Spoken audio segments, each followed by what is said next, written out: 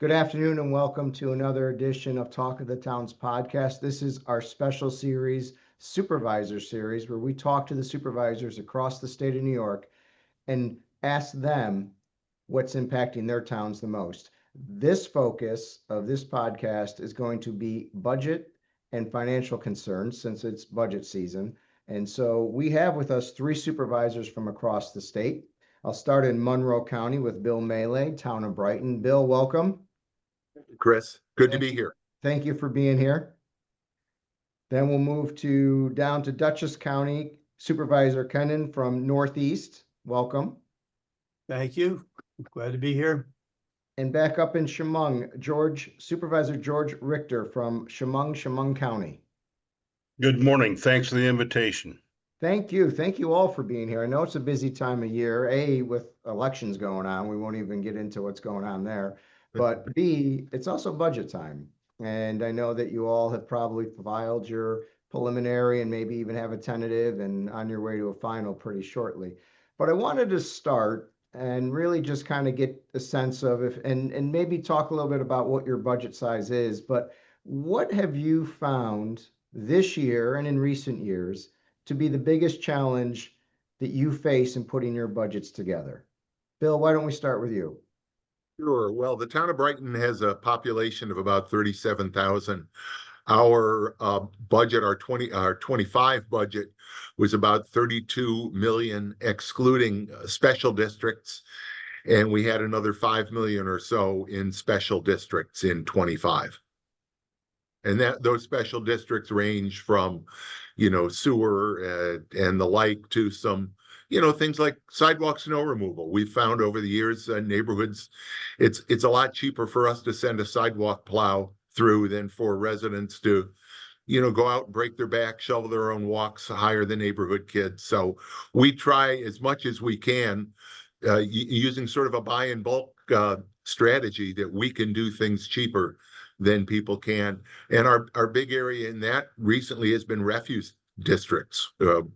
Over 5,000 of our households are served by refuse districts at a cost that's about half of what they would pay one of the big haulers on their own. That's great, Supervisor. So that's an example, a couple examples of where the town services can actually save residents money. That's right. Yeah. And it's ironic because, as you know, we've talked about it over the years, we're saving money, but those district charges still count against our tax cap. So the more people we save money, we're saving we've got about 600 new households that'll be joining our refuse district this year at a cost of about $290 versus over $500 if they contracted with Waste Management. So we're saving them over $100,000 in total, but it actually adds over $100,000 to our tax cap calculation. Yeah, that's a challenge, and we're going to get into the tax cap challenge shortly. Supervisor Richter, what would you say your biggest challenge is in putting a budget together? Well, obviously for all of us, not just, we're not unique here. First of all, we're a very small rural community compared to the other guests. We're population only about 3,000. Our total annual budget is about 2.7. Again, not counting fire district and light district and other special districts. But for all of us, in fact, we're going to have, by law, we're going to have an adopted budget in about 2-3 weeks. We'll have to have our final budgets adopted for the year. A lot of that's revenues is, for example, CHIPS, Consolidated Highway Improvement Program. We won't have a number on that in a good situation till next April. Right. And when they decide to go into overtime, like they have the past couple of years, and they'll have it out till May, late May, sometimes later. Meantime, construction season for us starts as soon as it really dries up. So we have to sort of kind of all hope that we're going to at least be able to maintain what we've gotten. A year ago at this time, our governor had opted to reduce the CHIPS funding by about 11%. Well, that's a big number. Ultimately, those funds were reinstated. But again, we'd already passed a budget 6 months all of us had passed the budget 6 months before those decisions were even finalized in Albany. That's a real challenge when we have to, and I suppose it's the same for school districts and otherwise who are, predicating on state aid and things of that nature. So at the end of the day, that's probably the biggest single challenge, not to mention all the other fiscal ones. I'll yield and let someone else pile on.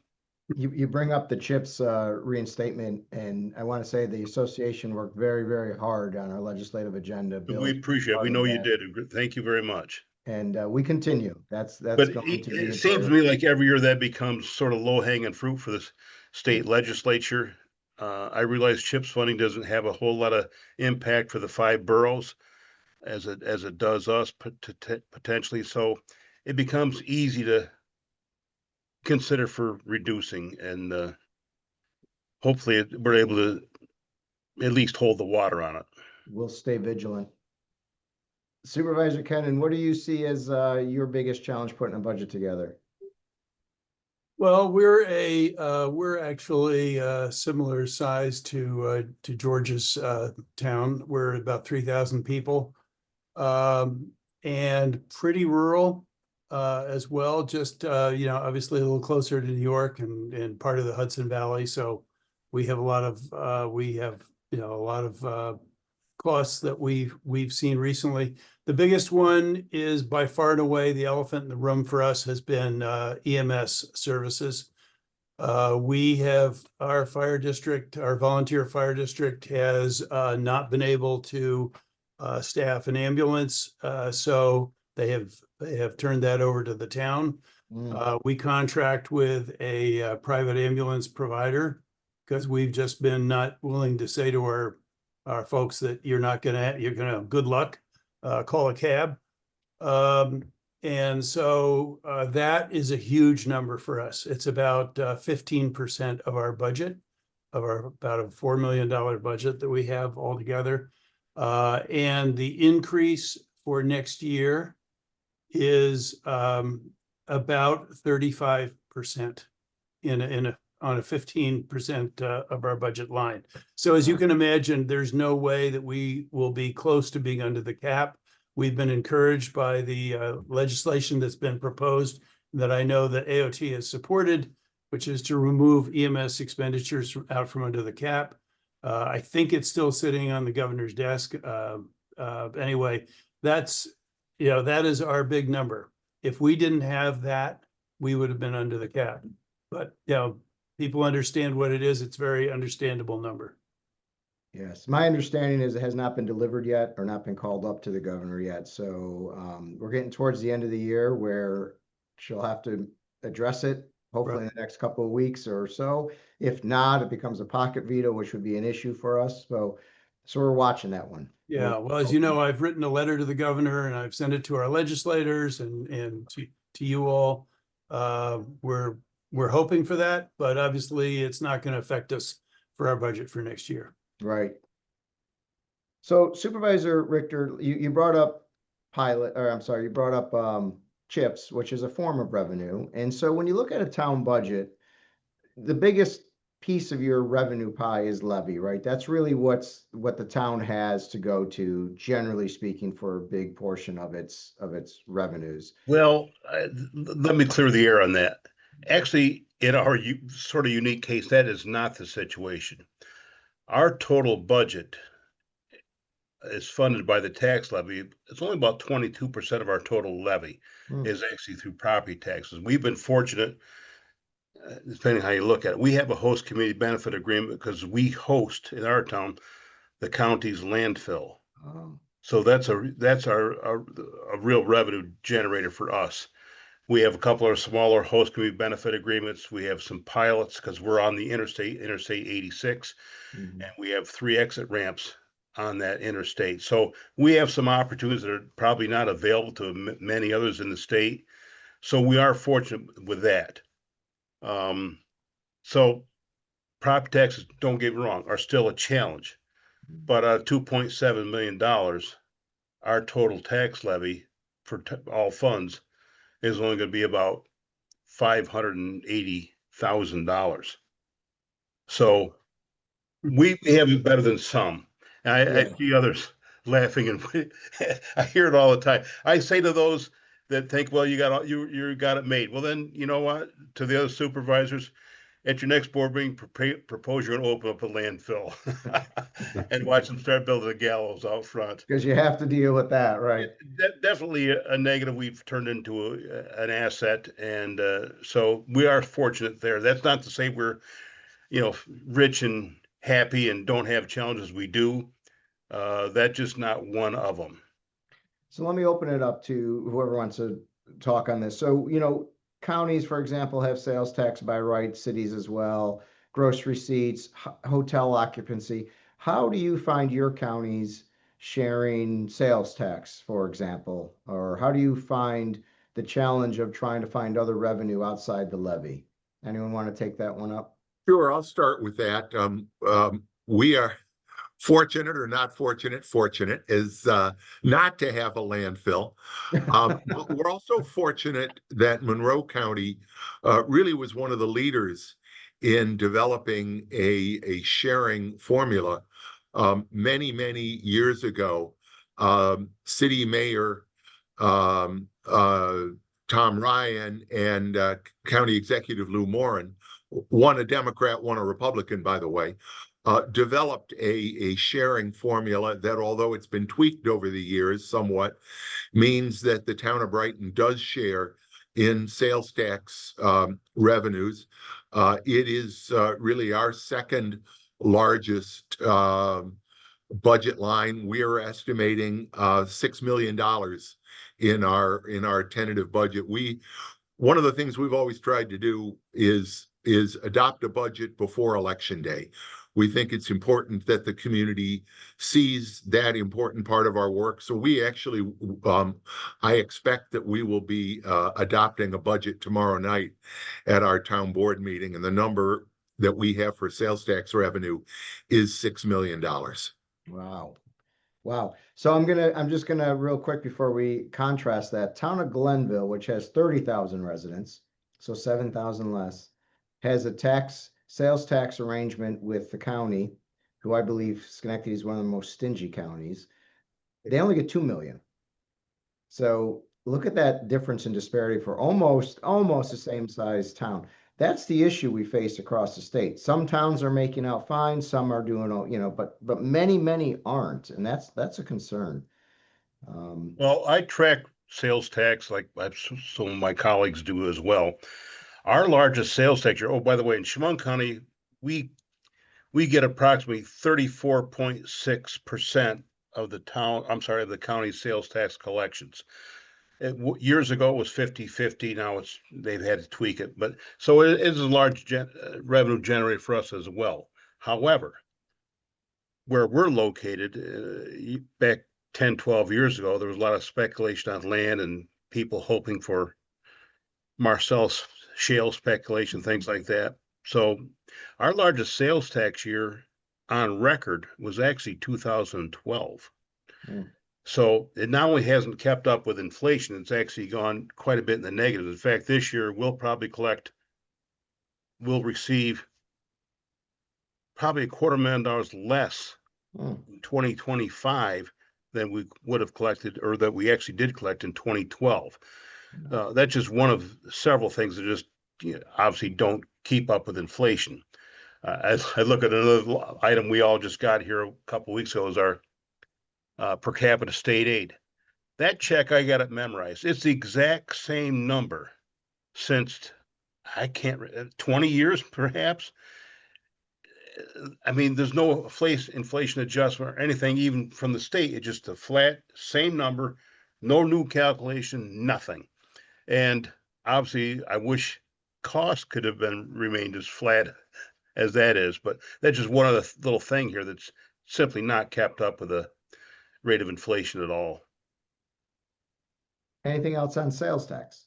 Well, just one thought about sales tax. Our Dutchess County has relied increasingly on sales tax for its budget, and it has done well. But towns like mine, and I think towns across the county, are looking apprehensively at where we are, because if there is a downturn, it's going to affect the county and it's going to affect all of us. So we're just watching it very closely. That's a good point. NISAC just recently announced that counties generally are collecting more sales tax than levy. And so that's an interesting area of growth. So you're right. It becomes what happens if there's a downturn in the economy or whatever. But it does seem like inflationary pressures are continuing. And so we'll see where all that goes. But maybe let's look at the other side of the ledger, and we'll start with asking about what your favorite mandate is. So who wants to start with what your favorite mandate is in your state budget, in your town budget? Well, I don't know if you'd call this a mandate or not, but something that used to not be as much of an issue years ago. Code enforcement, our local code officer is obligated by law to also enforce state codes, building codes, and other state codes. Years ago, when I got here, there was a stipend from the state to support that. That had been eliminated many years ago. So it's sort of unfunded mandate. A lot of code enforcement and building codes is handled obviously locally by the code enforcement, the inspections and the occupancies of permits of occupancy and things of that nature. Sometimes there can be a lot of work and time and energy expended on that. And we get from Albany now nothing to do their work for them. It's much the same in the courts. We used to have a greater share of, the court surcharge. Now, all of that goes to New York State. The cost of operating the court, again, is something that we're required to do. Vehicle and traffic citations are in fact a state charge. We collect the fine money. Since it's a state charge, the majority of that fine money goes to New York State, and 100% of the court cost, the court surcharge cost, also goes to New York State. So it's kind of a good thing for Albany. They have nothing invested and nothing at risk, and they just collect. And we're required, all of us required, to do the accounting, the bookkeeping, and the financial tracking of all that. And all we do is send them a check. It's pretty nice for them. Absolutely. That's a good one. That's a good one. One of the things that we're wrestling with are some new animal control related mandates. The requirements for sheltering animals. We had for many years there was a large veterinary clinic that owned a number of offices throughout Monroe County. They were bought out by who knew there were veterinary conglomerates, but apparently there are, and they were bought out and really got out of that area. So when our animal control officers would collect a dog or some other animal, they used to be able to go to that emergency vet clinic. We had to build a small facility, but that facility may not meet the new requirements kicking in as of the first of the year.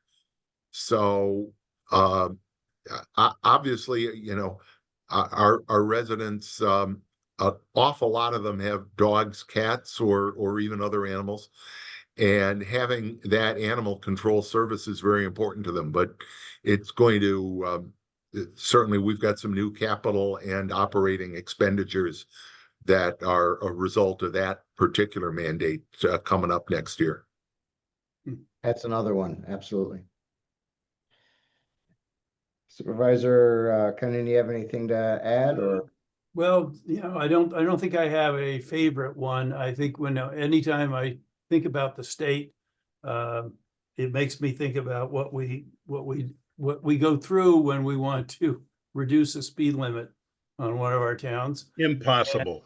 And that I know is something AOT has taken up every year. I know it's one of the resolutions every year. Yep. Maybe someday we'll get somewhere with it, but it's a huge frustration for me. Absolutely. So maybe not a mandate, but probably I'm going to guess one of your biggest budget drivers is healthcare costs, right? For your employees. We've seen this happen across the state where premiums increase 8, 10, 12, 15% every single year, just compounding. So many of the towns with smaller staffs are in community rating, which is you just have to take the rate increase and you have really no way of mitigating against it, like maybe some of the experience rated towns, the bigger towns that can do that. Each you want to talk a little bit about your experience with health insurance and what it's doing to your budget?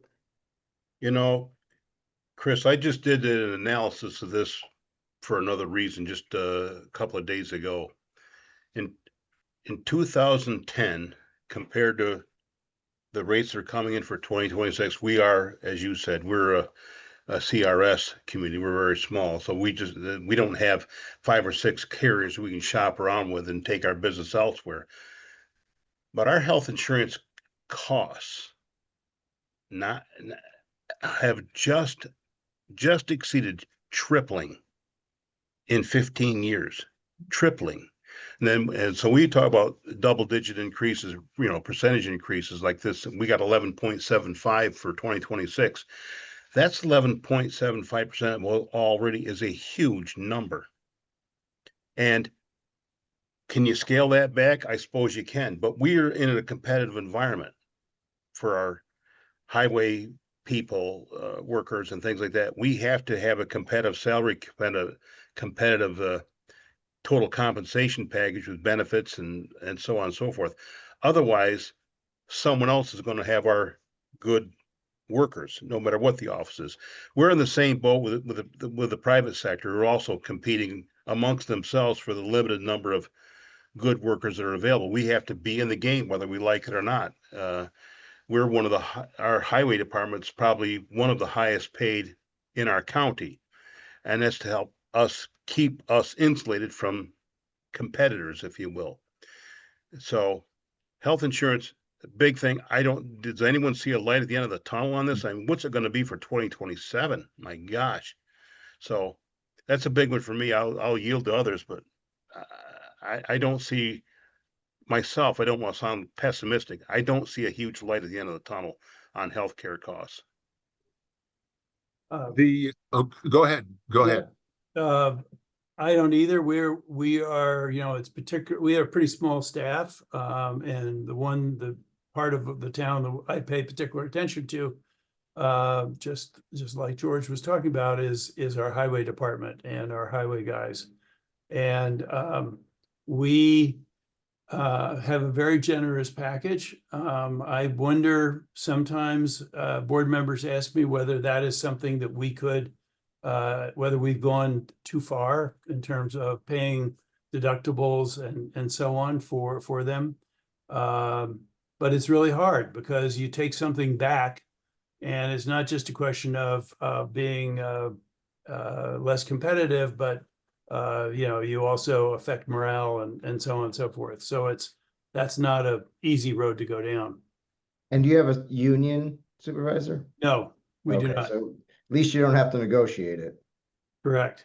We had a union up Supervisor to 2 years ago. Our employees, our highway employees, decided to decertify the union. They felt they were getting little to no real representation compared to what the monthly rates were to be in the union. So they end up decertifying. But I know a lot of places are unionized in some way or another, and I don't think that's necessarily a good or a bad thing. That's certainly a group's certainly their choice to be represented or not. Absolutely.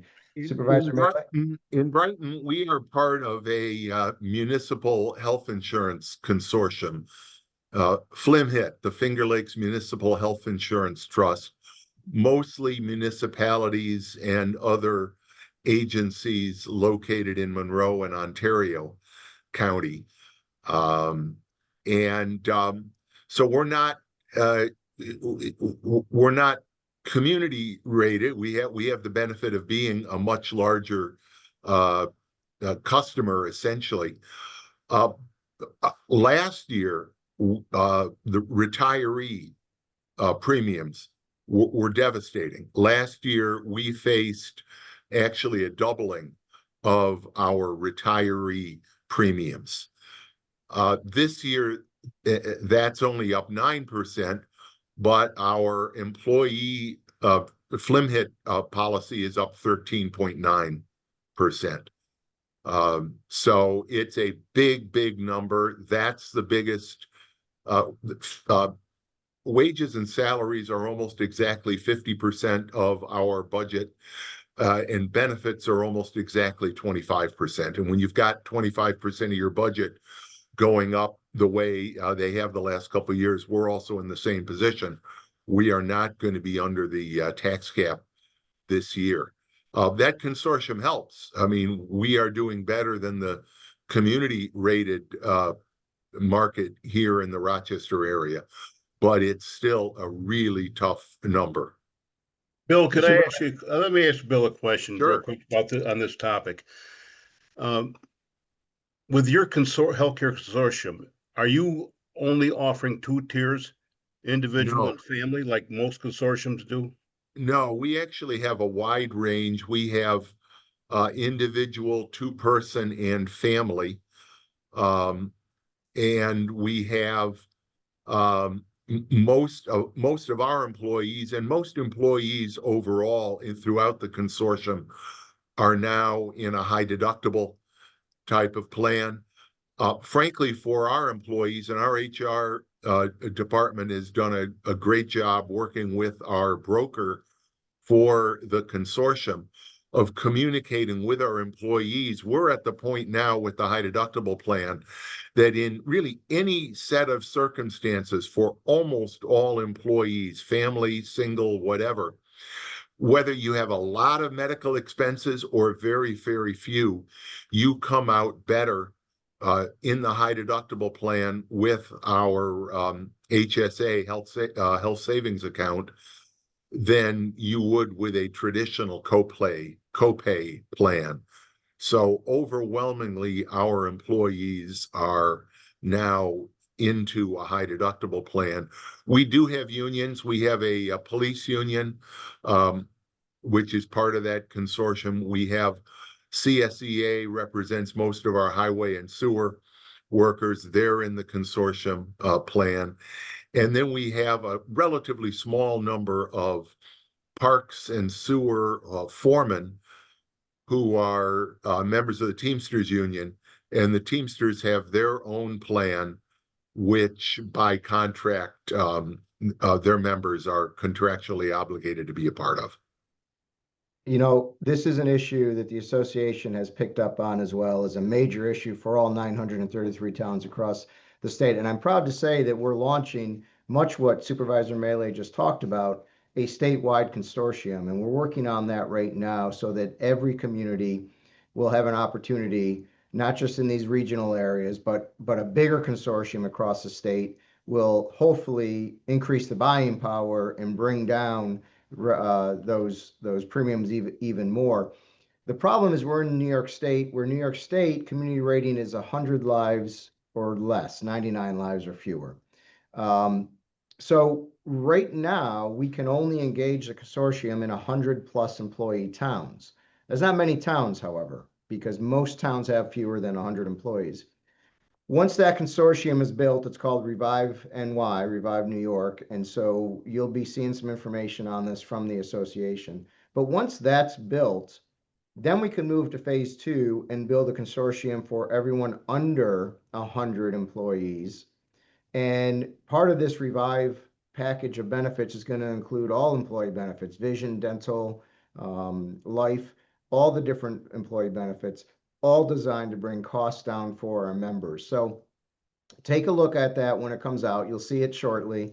We're working on it for 2026. There'll be a soft launch here in November. And hopefully this will help our towns deal with these issues, because right now being stuck in community rating is just something that our towns can't afford to do anymore. And we're working on that for you. So watch for that. Revive NY is coming out. Anything else on healthcare or employee benefits?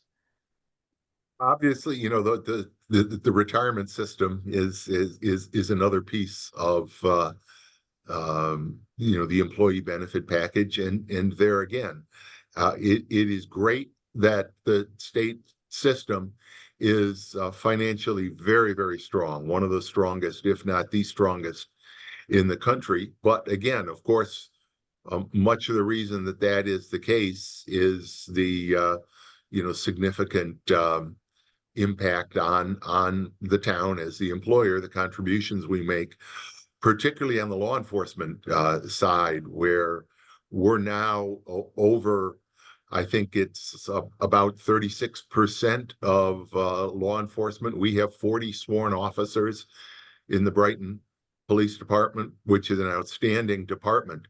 But again, that's one of the significant cost drivers of maintaining law enforcement. As a community our size, we've always felt it was important to have our own police department, and they serve us well, and they serve us in great collaboration with other agencies, but it is a very expensive undertaking. No question about it. No question about it. We did lose Supervisor Richter there for, hopefully he'll come back on. Must have been a technical issue, but hopefully we'll get him back.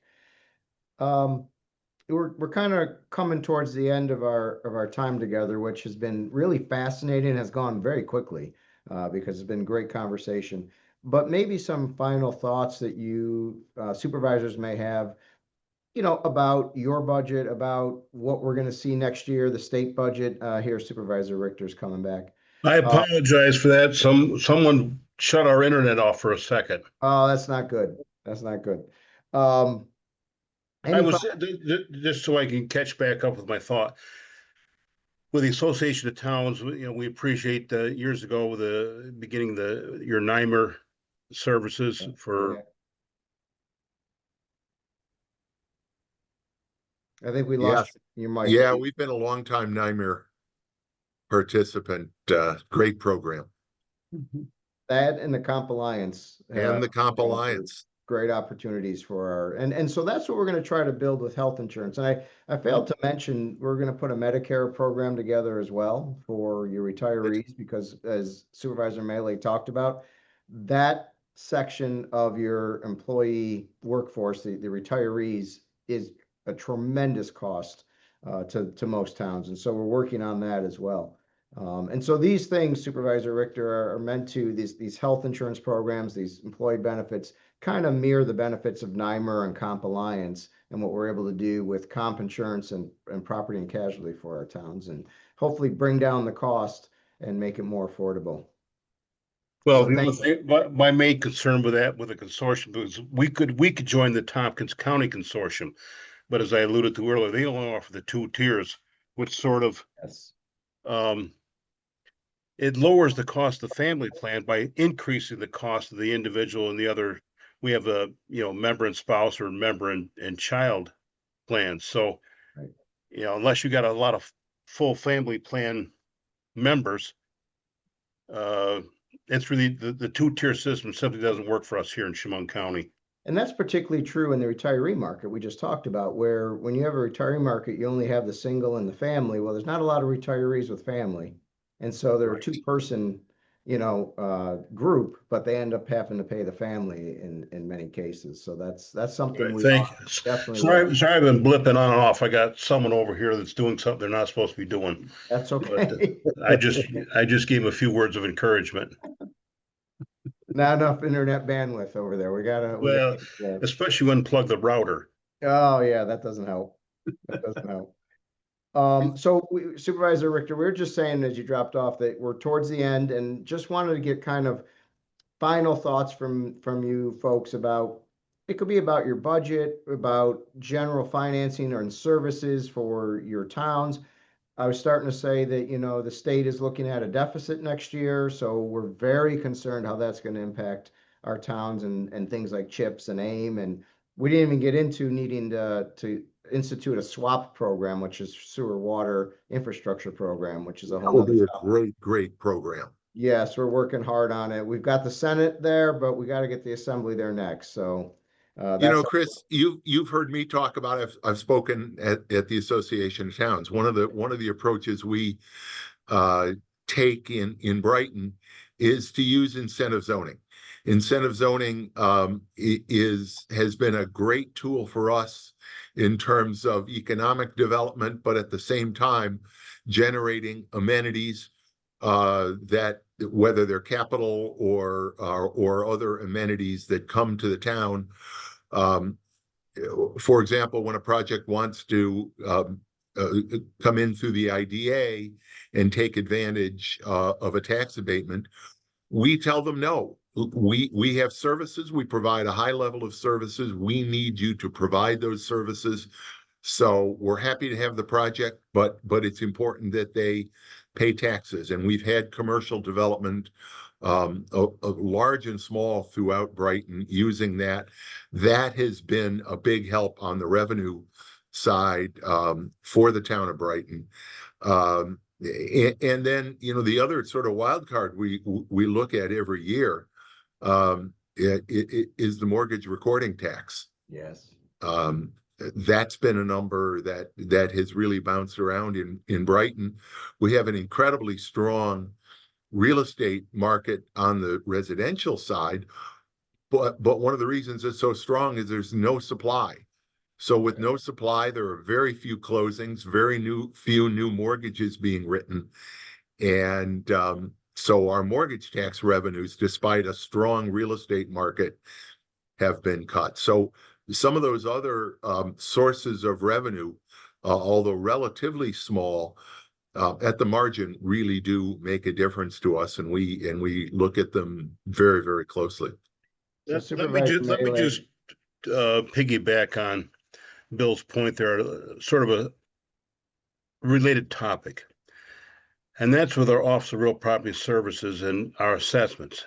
It is nearly impossible, it seems like, over the past couple of years, to maintain 100% equalization. Assessments, according to Albany, are not keeping up with the actual prices, values of what's actually being sold. That may be true. But the only way they allow us to really fix that is a town-wide complete reval. Well, at $125 to $150 a parcel, that's a bit cost prohibitive for one. One of the things we've done here, which New York State has ultimately rejected, when we see a sale, we'll get a report of the sale and the assessed value at the time of the sale.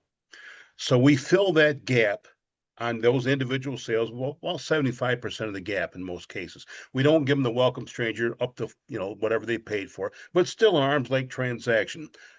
And just so that we're trying to assess more fairly. Office of Real Property Services has already spanked our assessor the last 2 years for doing that. They want a town-wide reval. We would love to have a town-wide reval, but we have to get our proper records in order first. And second of all, if we do that at a cost to us of probably $150,000, how long is that 100% going to even hold us? With New York State keeps pulling up sales, and I don't dispute that the sales may be legitimate in arm's length, but it's very, very tough to do. So thereby what we end up doing with our equalization rate is reducing the assessed value of the town, which is what the tax levy is predicated upon. It's a huge challenge. We used to get up to about 10, 12 years ago, we used to get state aid per parcel to do revals. That's another thing that Albany has since cut out, even though they say they want to do it, yet they don't want to help us do it. And even if they come up with, I think the last time they had it was $45 a parcel. If they would even subsidize or reimburse 50, 60% of that cost, it'd be a lot easier to do. But in our case, all of our cases, that's not an option right now. So we're just seem to be swimming upstream with our assessments versus what the property is actually selling for in many cases. Any thoughts on that?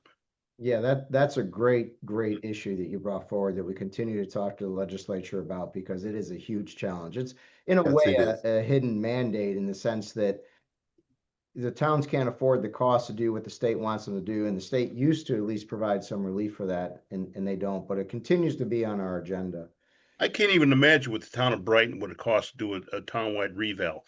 It's got to be a huge 5-digit number more. It is a very large number, and with our market as strong as it has been, unless you're actually involved in the real estate market every day, you see that number, and it people struggle understanding that does in fact reflect the fair market value of their home or their other property. Assessment is such a challenge. It's a communication issue, trying to communicate so people understand the process, what it means, how the fact that their assessment is going up is not going to be matched by their tax going up at the same rate, because you've got a larger pie. But it's a very, very hard concept to work with. I've been at this 25 years and I barely understand all the inner workings of assessments and taxes and equalization rates. It can be a bit complicated, and Yeah. so And that's an it does issue. make sense. If your assessment goes up, your taxes are going up. That makes sense. It's simply not true, especially when you look at your shared tax. I try to tell people, the lower equalization, the higher your shared tax, county, school district tax. So if you're at 70% and the neighbors in your school district are at near 100, you're paying a little bit of your neighbor's school tax. Same with county. And it's a hard concept to try to, you say, communicate, educate, whatever. It's a tough one. So I want to just jump in here because Supervisor Moehle brought up a great point about incentive zoning, and he's been a real leader on that, innovator on that. I know you, Supervisor, were at our annual meeting a couple years back and presented on it. One question I had I want to follow up on is on pilots. And so I don't know if Brighton has their own IDA or not, but in most cases, the county IDA determines what pilot you're taking. And one of the things we're trying to fight for is to give towns a seat at the table, because if you're going to give away town money, the town needs to approve of that. Because as we talked about earlier, in most cases, the levy is their biggest issue or their biggest revenue line. So, any thoughts on county IDAs giving away pilots and what that does to your budget? Well, you're absolutely right, Chris. When on any, we are part of a county IDA, the Monroe County IDA, and if there are projects that haven't been approved through the town through the incentive zoning process, you're right. The town, the local municipality, has no control over the pilot that the IDA is going to offer, and some of those pilots have gotten sweeter and sweeter over the years. So they really don't reflect the cost of providing services to these to new commercial or other developments that come in. Yes, that's one of the reasons. I don't know what Monroe County's, how they operate. Well, we're in the Chemung County IDA. The town of Chemung has 2 large pilots. Again, we're on the interstate, so we have distribution warehouses and things like that. But the formula is basically this that they go with: school district 60%, county 32, town 8. And so 8%, it's better than 0, but no way does that, we can't even plow the road to get into these Well, places. in most cases, the services are on the town, not the school district, and the school district's getting a lion's share. Exactly. The Supervisor school Kennan. typically there's no incremental student. I mean, obviously for commercial residential, multifamily residential projects, there is, but yeah. Supervisor Kennan, anything on that topic? We are too small to have those problems, Yeah. and we would welcome the economic development that might take place if somebody were to come here, but we're ready. So I want to remind the listeners out there, you're listening to Talk of the Towns. This is a special supervisor roundtable edition talking about finances and budgeting.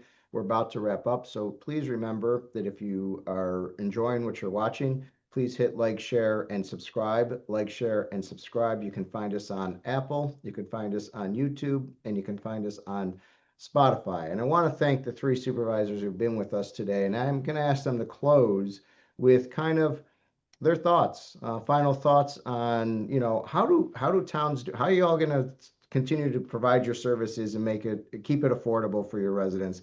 Supervisor Moehle, let's start with you. Sure. Well, I'm really proud of the people that work here for the town of Brighton. They work very, very hard, and they do provide great services for our community members. We continue to look to we're an inner ring suburb of the city of Rochester. We are very much built out. We continue to look to find ways to redevelop properties in our town, particularly along our major commercial corridors. Partly, of course, because that provides economic and tax-based benefits, but partly because we're a community of neighborhoods, and having those neighborhood businesses along those corridors really gives people the opportunity to buy local, to eat local, and we know that the challenges are tremendous, and the challenges of maintaining a budget that works for everybody is very hard. We focus on communicating. We want to make sure that people understand the numbers and why the numbers are what they are, and staying on top of those issues has worked well for us, but the challenges just keep getting bigger. Thank you. Supervisor Kennan. Well, one thought that I have is we are small, rural, and we're far away from the county seat. We're about as far away from Poughkeepsie as you can get in Dutchess County. So we have, with a small population and very few of the other things which larger towns have, we have a low level of interest in our budget. And one of the things that has been remarkable to me, I'm sure it'll be remarkable to my fellow supervisors, is in the 6 years that I've been supervisor, I can only remember one person coming to a public hearing on our budget once. Wow. So that, in one way you might say, well, that's great. You don't get any flack. But at the same time, there's a big responsibility that I feel, and I think our board feels, because we know we have a lot of older folks in our town, a lot of people living on very little, and it is really up to us to try and keep that under control. And lastly, I would just say a real shout out to the association. I have benefited a lot from the trainings that you've offered. You recently offered one in Kingston, which was really first rate. I still enjoy them, and I benefit from them as I go along. Thank you. Second that.